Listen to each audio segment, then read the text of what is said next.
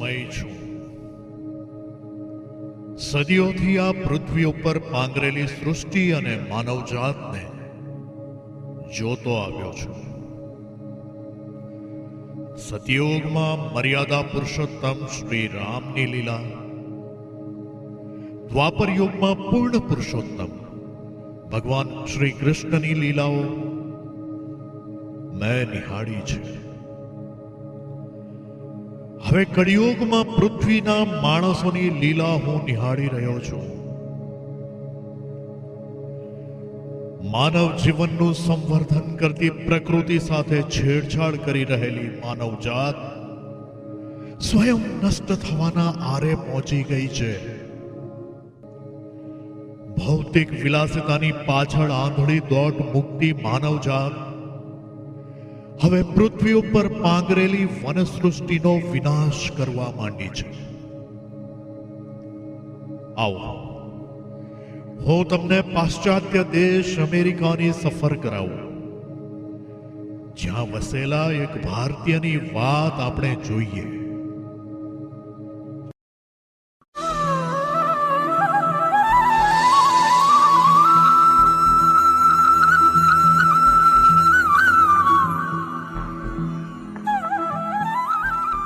દાદાજી, next week આપણે India જવાનું છે, તો સૌથી પહેલા આપણે ઇન્ડિયામાં ક્યાં ફરવા જઈશું?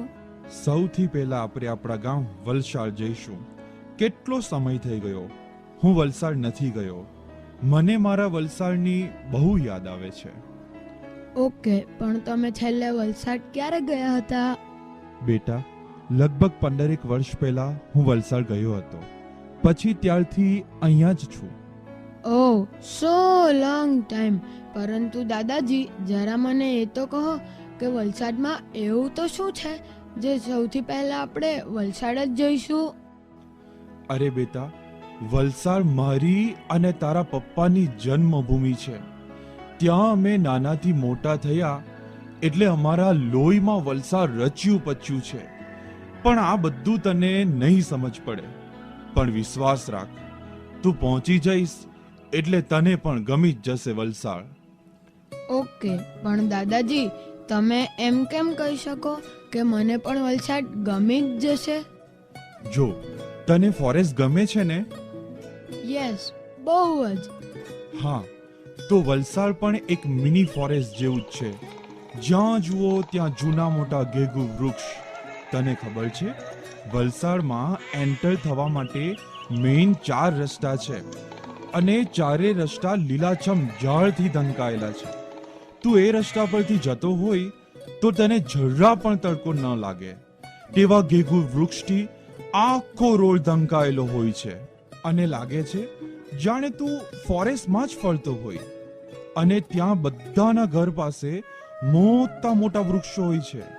તું આમ જુઓ તો તને લાગે કે જંગલ અંદર જ આખું ગામ વસ્યું હોય. વાવ દાદાજી, મને બીજું પણ વલસાડ વિશે કંઈ કહો ને. અરે બેટા, વલસાડ એટલે વલસાડ. ત્યાં ઠેર ઠેર આંબા અને ચીકુના બાગ, લીલોછમ પાનેરા ડુંગર, સરસ મજાનો તિથલનો દરિયો, ધરમપુરના જંગલો, આવું તો કેટલું બધું છે. હું તને બધું કહેવા બેસીશ તો આપણે ઇન્ડિયા જવાનો સમય આવી જશે. એવું કર, તારી બેગ પેક કરી લે. આપણે વલસાડ જઈએ ત્યારે બધું રૂબરૂ જ જોઈ લેજે. હા દાદાજી, હવે હું વલસાડ જવા માટે બહુ જ એક્સાઇટેડ છું. ચાલો દાદાજી, હવે જલ્દીથી મારે વલસાડને મારી આંખોથી જોવું છે. હા હા, હમણાં પહોંચી જઈશું. પછી આપણે બંને જી ભરીને વલસાડને નિહારીશું અને મજા કરશું.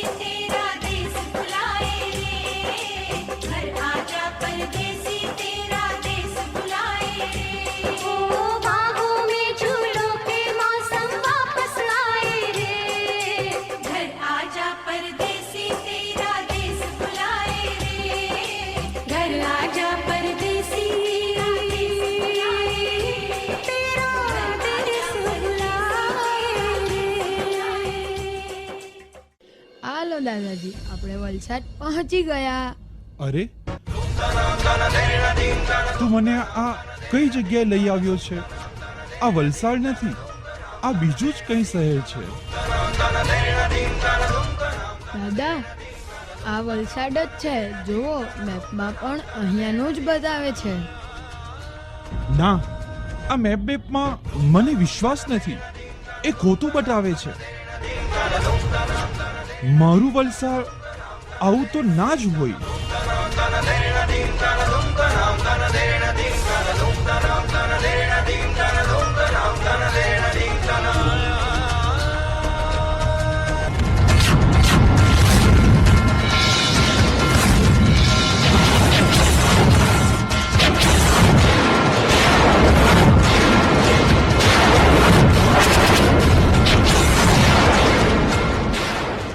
રમણભાઈ, તમે મને ના ઓળખ્યો?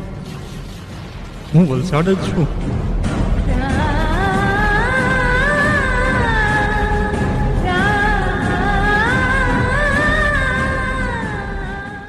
ના, મારું વલસાડ આવું ન હતું. હા રમણભાઈ, તમારી વાત સાચી. તમે મને છોડીને ગયા ને ત્યારે હું આવો ન હતો.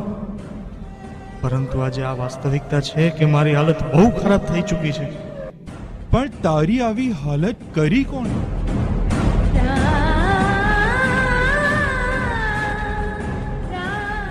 મારા જ દીકરાઓએ તરક્કીના નામે મારી આવી હાલત કરી છે.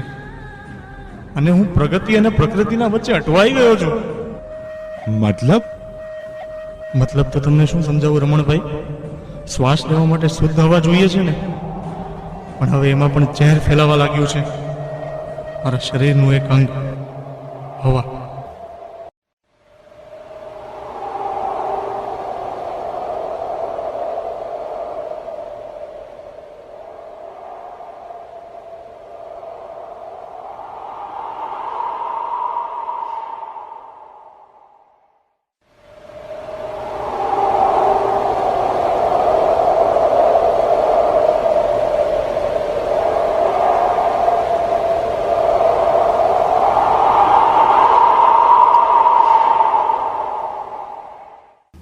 આજે લોકો દ્વારા ચલાવવામાં આવતા વાહનોમાંથી નીકળતો ધુમાડો, કારખાનાઓ અને મોટી મોટી ફેક્ટરીઓમાંથી નીકળતો ઝેરી ધુમાડો, કચરાના ઢગલાને ઓછો કરવા માટે એને સળગાવી રહ્યા છે. આવી આગમાંથી નીકળતો ધુમાડો, આ બધું ભેગું તો છેવટે મારામાં જ થાય છે ને. બીજી બાજુ મને ફિલ્ટર કરવાવાળા વૃક્ષો દિવસે ને દિવસે કપાતા જાય છે. આમ ઘટતા જતા વૃક્ષોને લીધે મારામાં ઓક્સિજનનું પ્રમાણ ઘટતું જાય છે અને કાર્બન ડાયોક્સાઇડનું પ્રમાણ વધતું જાય છે. જો આવું ને આવું ચાલતું રહ્યું તો ભવિષ્યમાં તમને શુદ્ધ હવા મળશે ક્યાંથી?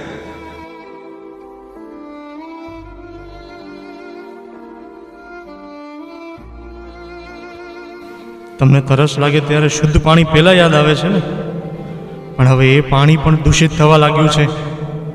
મારા શરીરનું બીજું અંગ, પાણી.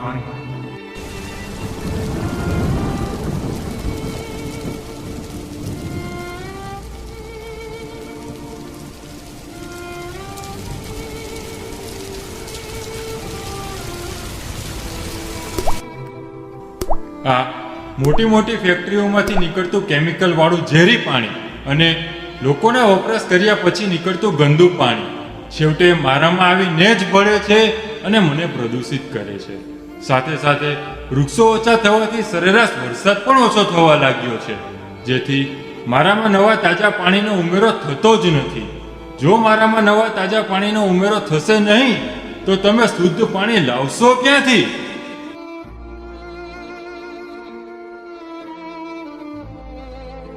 હે ભગવાન, આ બધું તો અરે હજુ ઊભા રહો. મારા શરીરનો ત્રીજો અંગ બાકી છે. અરે તેને તો લોકોએ માતાનો દરજ્જો આપ્યો છે. ગાય માતા.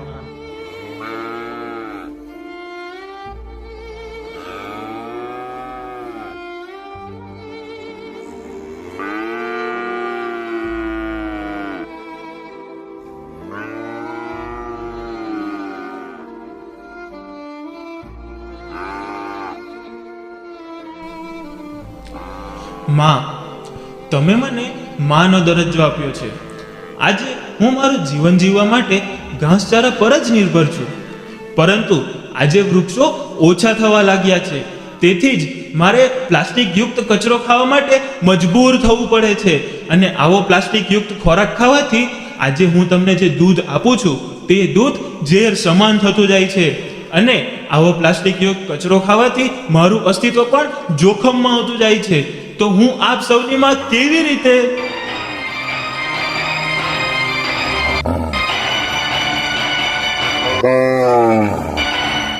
સવારે ઉઠો એટલે ચકલાઓનો મીઠો અવાજ સંભળાય છે ને. આજે આ અવાજ દુઃખ અને દર્દથી ભરાઈ ગયો છે. મારા શરીરનું ચોથું અંગ પક્ષીઓ.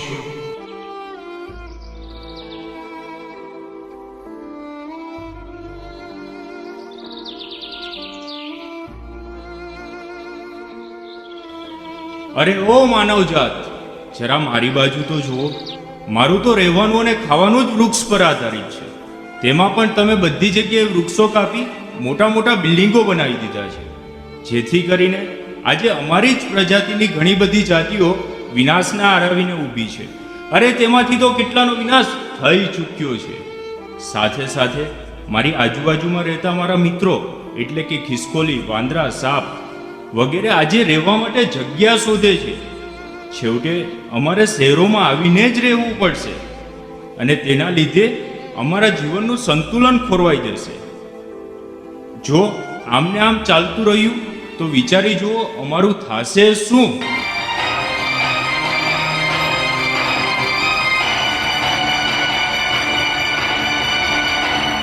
રમણભાઈ, હવે મહત્વની વાત.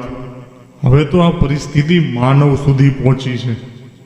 મારા શરીરનું એક મહત્વનું અંગ ખેડૂત. કાલે સ્કૂલમાં ફી ભરવાનો છેલ્લો દિવસ છે.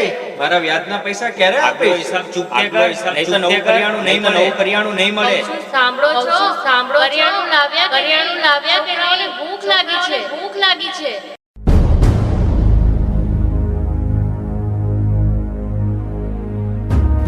તમે બધા મારાથી આશા રાખતા હશો ને કે હું અનાજ ઉગાડી લાવું, બરાબર ને? હું તો તૈયાર જ છું દર વર્ષે મહેનત કરવા. પરંતુ આ વરસાદ વરસે તો અનાજ ઉગાડું ને. તેમાં પણ આ અનાજ વાવવા માટે મેં એટલો બધો કર્જો લઈ લીધો છે કે આજે મારા જ પરિવારને ખાવાના ફાફા પડે છે. સવારના ખાવાનો મેળ પડે તો રાતના ખાવાના કંઈ જ ઠેકાણા નથી. ક્યારેક તો વિચાર આવે કે કૂવામાં પડી જીવન ટૂંકાવી દો.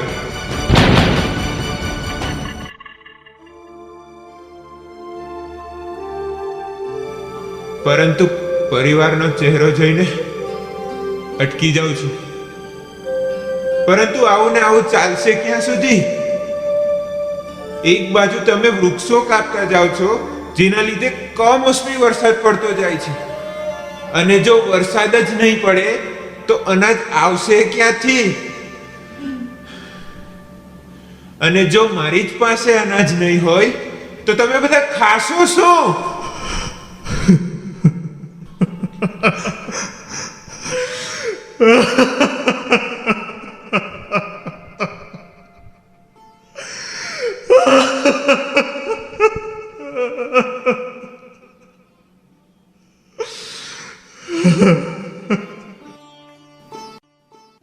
મારા જ શરીરનું એક અંશ જેને તમે કાપો છો ને, ત્યારે એને કેવી પીડા થાય છે આજે એ જ તમને કહેશે.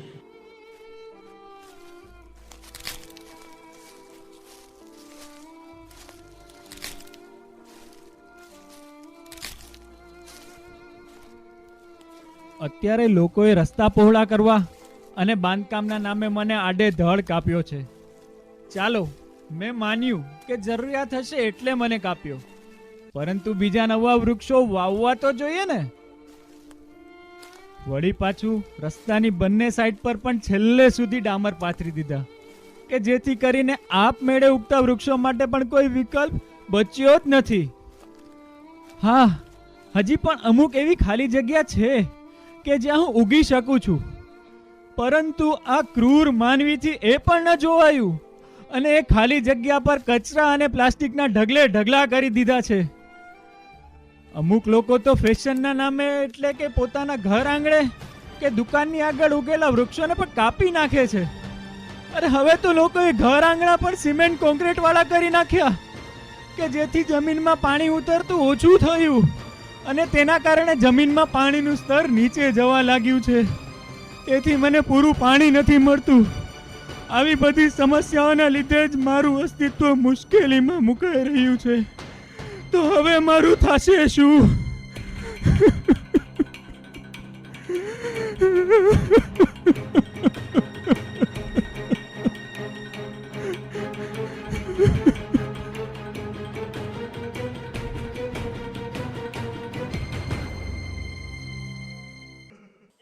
રમણભાઈ, આમ ને આમ મારા શરીરના એક એક અંગ ખરાબ થવા લાગ્યા છે.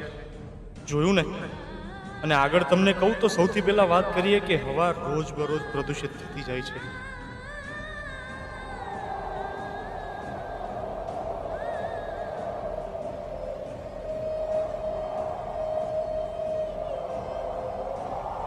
આ વાત મેં તો આપ સૌ માનું છું ને, પરંતુ આ હવાનું પ્રદૂષણ ઘટાડવા માટે આપણે વાહન ચલાવવાના કે ફેક્ટરી બંધ નથી કરી શકવાના. તો પછી આ હવાનું પ્રદૂષણ ઓછું કરવા માટે આપણે વૃક્ષારોપણ કરવું જોઈએ કે નહીં?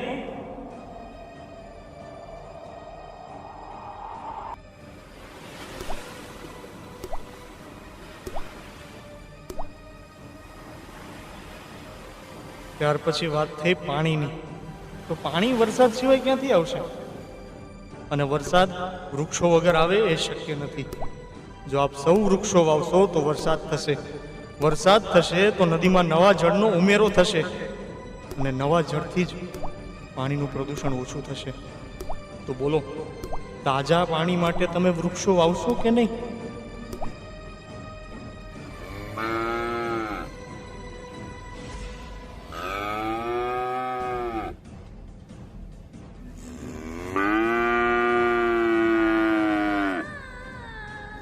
તમે શું તમારી માતાને પ્લાસ્ટિક ખાવા માટે આપો છો?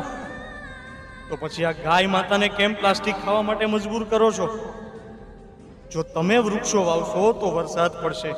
વરસાદ પડશે તો સારો ઘાસચારો ઉગશે અને આ જ ઘાસચારો ગાય માતા ખાશે અને તમને ચોખ્ખું દૂધ આપશે.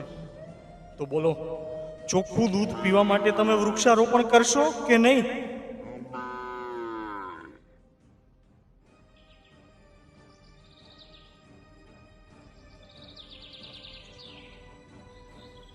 તમારા બધાની તરક્કીના ચક્કરમાં આ બિચારા પક્ષીઓ રખડતા થઈ ગયા છે. આ અબોલ પક્ષીનું તો આખું જીવન જ વૃક્ષ પર નિર્ભર છે. શું તમને બધાને ખબર નથી કે આ અબોલ પક્ષી તમારા જીવન ચક્ર પર કેટલો મહત્વનો ભાગ ભજવે છે? આ જ પક્ષી કેટલાય જીવજંતુઓને મારીને ખાય છે. જો એ આવું નહીં કરે ને તો તમે કેટલી માંદગીના શિકાર બનશો. તો પોતાની જાતને માંદગીથી દૂર રાખવા અને આ પક્ષીઓને બચાવવા વૃક્ષારોપણ કરશો કે નહીં?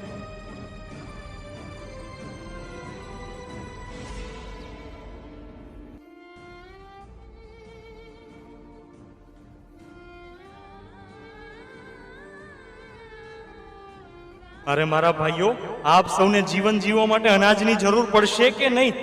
તો આપ સૌ શું અનાજ માટે ખેડૂતને જીવતો રાખશો કે નહીં? અને ખેડૂતને જીવતો રાખવો હોય તો પૂરતા વરસાદની જરૂર પડશે અને વરસાદ માટે વૃક્ષોની. તો તમે તમારા પેટનો ખાડો પૂરવા માટે વૃક્ષો વાવશો કે નહીં?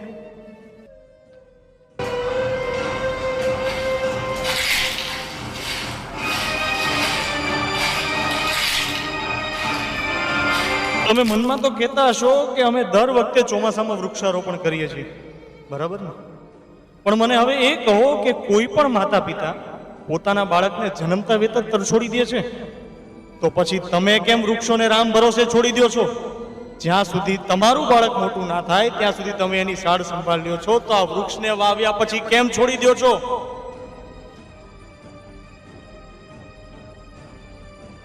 અરે આ વૃક્ષો કપાયા એટલે જ મારા પાંચેય અંગ ખરાબ થઈ ચૂક્યા છે. તો મારા પાંચેય અંગને જીવંત કરવા માટે આપ સૌ વૃક્ષારોપણ કરશો કે નહીં?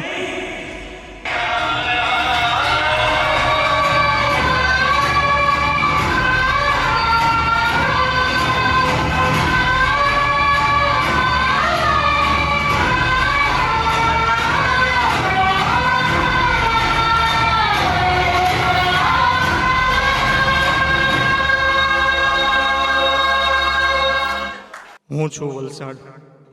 આપ સૌની સગવડો સાચવવામાં મારી આવી હાલત થઈ ચૂકી છે. જો આટલું જોતા પણ તમે લોકો નહીં અટક્યા ને તો મારી હાલત હજુ વધારે બગડશે. કેમ કે તમે જોતા જ આવ્યા છો કે દર વર્ષે કમોસમી વરસાદ પડવા લાગ્યો છે. જ્યારે જરૂર હોય ત્યારે નહીં, પણ જ્યારે જરૂર નથી ત્યારે આપ ફાટીને વરસાદ પડે છે. આ વર્ષે આપ 45 ડિગ્રીની મજા લઈ ચૂક્યા છો, પણ હજુ ના અટક્યા તો 50 થી 55 ડિગ્રીની તૈયારી રાખજો. મિત્રો, જરા સમજો, આ જ છે ક્લાઇમેટ ચેન્જ. અરે આ જ છે ગ્લોબલ વોર્મિંગ. અને જો આવું ને આવું રહ્યું તો એ દિવસ દૂર નથી કે જ્યારે તમારે ઓક્સિજન પણ પાણીની જેમ વેચાતો લેવો પડશે. આજે આખી દુનિયાને બદલવાની જરૂર છે, પરંતુ કોઈ તો શરૂઆત કરો. અને જો તમે પણ બીજાની જેમ બેસી રહેશો તો મારું શું થશે? અરે તમારી આવનારી પેઢીનું શું થશે? હે ભગવાન, હે ભગવાન.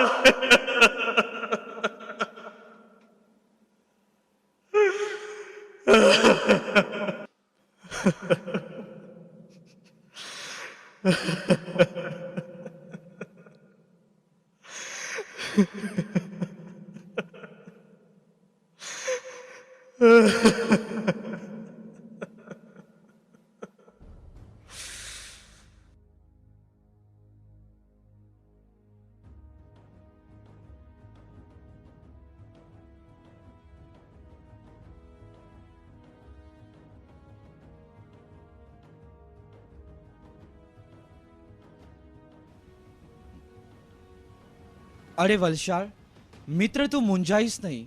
તું હિંમત રાખ. હજી બધું પટી નથી ગયું. આજ અને અત્યારથી જ હું એક સંકલ્પ લઉં છું કે જ્યાં સુધી તું પહેલાની જેમ હર્યું ભર્યું નહીં થાય ત્યાં સુધી હું શાંતિથી નહીં બેસું.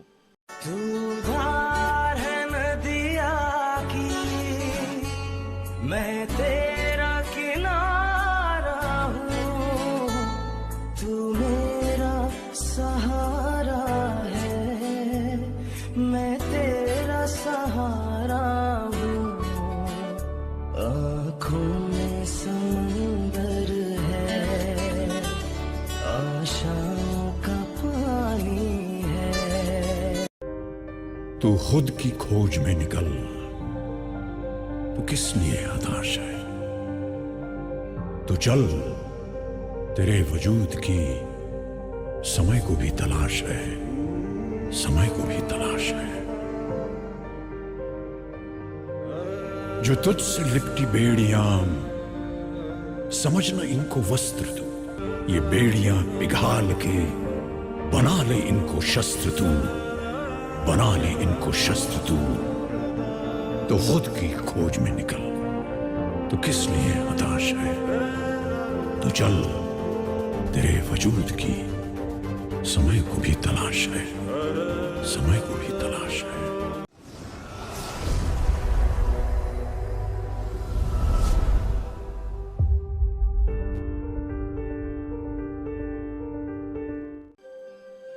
મારા જીવનના છેલ્લા શ્વાસ સુધી હું વૃક્ષો વાવતો રહીશ.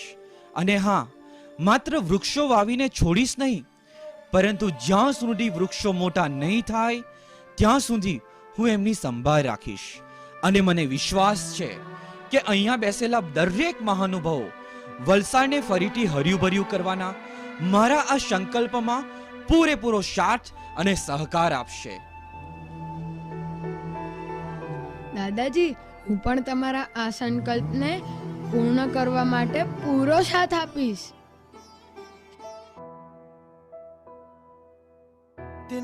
तिनका था हमने सवारा,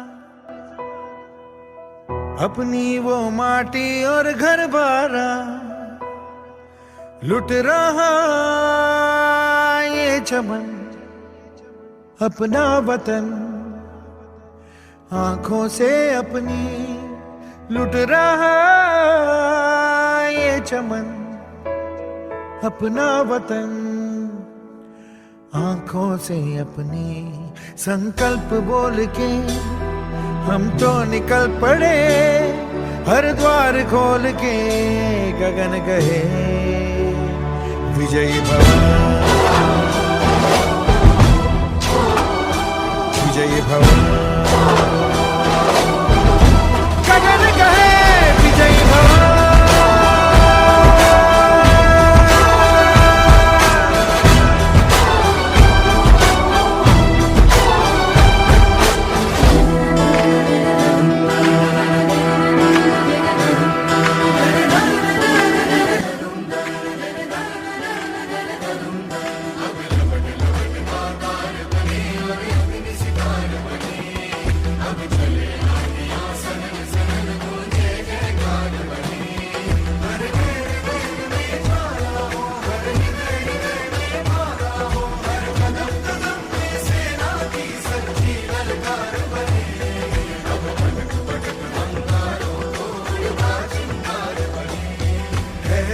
की सुरंग भटकी है रोशनी, है छटपटा रही रोशनी, गगन गए विजयी भव।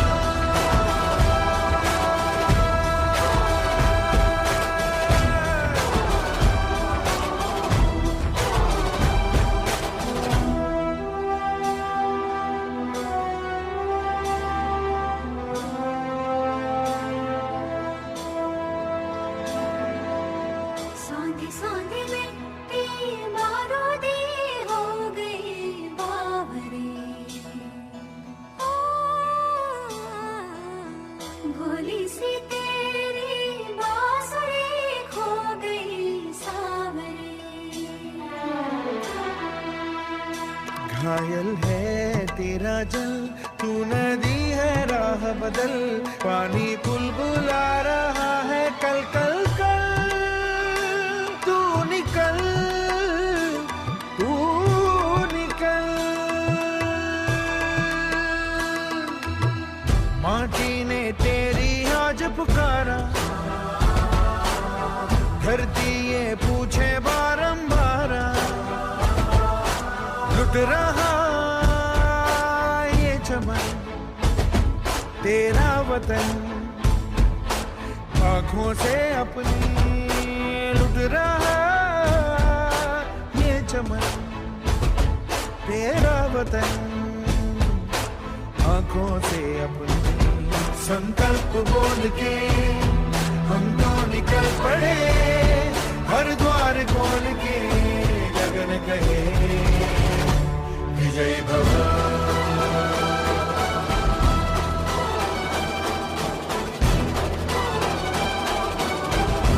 गगन गए विजयी भव। ओ विजयी भव। બધા એમ જ ઉભા રહેજો પ્લીઝ, રિક્વેસ્ટ બધાને જ. આ સંકલ્પ છે, આજે આપણે અહીંયાથી બધું આ સંકલ્પ લઈ જવાનું છે. અશોકભાઈ, આ લોકો, આ ટીમ બધાએ આટલી મહેનત કરી તમારા સામે એક રજૂઆત કરી છે કે વલસાડની સ્થિતિ શું છે. આજે સમજવાની બધાને જરૂર છે. આ કોઈ ગ્રંથ નથી, આ કોઈ સાહિત્ય નથી કે તમે વાંચીને ખાલી પુસ્તકમાં મૂકી દો. એ સત્ય છે તે તમને સ્વીકારવું પડશે કે વલસાડને તમારી જરૂર છે. વલસાડ તમે પોતે જ છો, એ વલસાડને તમારી જરૂર છે. તો આપણે બધાએ ભેગા થઈને આટલું મોટું સંકલ્પ લીધું છે. એ સંકલ્પ માટે બધા તૈયાર છો? તૈયાર છો? મારું સંકલ્પ પૂરું કર્યું. આજે ઉમિયા ટ્રસ્ટ ને હું સેલ્યુટ કરતો છું કે જીવનમાં શરૂઆત કોણ કરે. જીવનમાં શરૂઆત કોઈ કરવા નથી માંગતું, તો કે કોઈને ખબર નહીં કે આગળ શું થશે. હું થેન્ક યુ તમને કહું કે તમે આ શરૂઆત કરી છે. આજનો આ સ્વર્ણ અક્ષરે લખાશે કે વલસાડમાં ગ્રીન વલસાડ કરવાની જે સ્થિતિ આજે પાછી તમે લાવ્યા છો, એના માટે વલસાડ હંમેશા તમારો ઋણી રહેશે. હંમેશા તમારો ઋણી રહેશે. ક્યોંકિ વલસાડ કોઈ પર્સન નથી, વલસાડ કોઈ બ્લડ નથી, વલસાડ કોઈ સંસ્થા નથી, વલસાડ તમે પોતે છો. તમારે વિચારવું પડશે કે વલસાડ માટે તમારે પોતે જ રહેવું પડશે. અહીંયાના જેટલા બી પક્ષી છે, પશુ છે, ઝાડ છે, વૃક્ષ છે, નાનાથી મોટા જેટલા બી પર્સન છે એ તમારા પોતાના છે, એ તમારી પોતાની આસપાસ ઉભેલા છે. બે રોટી માટે કૂતરો તમારા દરવાજા પર આવે એ બી તમારી જવાબદારી છે. તો બધા જવાબદારી લેવા તૈયાર છે? મને અવાજ કમ આવી. દાદા બોલ્યા. કેટલા વર્ષના દાદા? દેવરાજ બાપા. હા હા હા, શું વાત છે. હવે દાદાને પોતો સપોર્ટ કરતો છે